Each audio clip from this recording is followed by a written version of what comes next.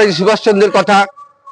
নেতাজি সুভাষচন্দ্র কিন্তু যেভাবে ব্রিটিশ সরকারের বিরুদ্ধে সংগ্রাম করেছিল, সুদূর রেঙ্গুন থেকে শুরু করে তিনি তার সৈন্যবাহিনী আজাদ হিন্দ বাহিনীকে নিয়ে ভারতবর্ষের মণিপুরে প্রথম ভারতবর্ষের স্বাধীনতা পতাকা है बलिदान की।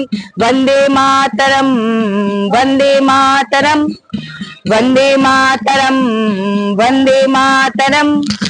आओ बच्चों तुम्हें दिखाए झांकी हिंदुस्तान की, इस मिट्टी से तिलक करो ये धरती है बलिदान की। वंदे।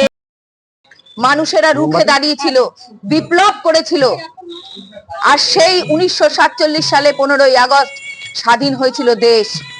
ইংরেজদেরকে পিছু হটতে হয়েছিল এবং চলে যেতে হয়েছিল নিজেদের জায়গায়। আমাদের দেশকে তারা রুল করতে পারেনি, শাসন করতে পারেনি।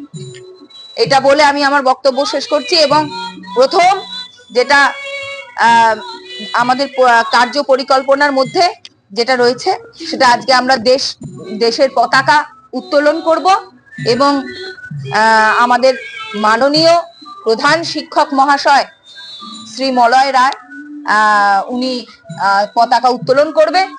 তোমরা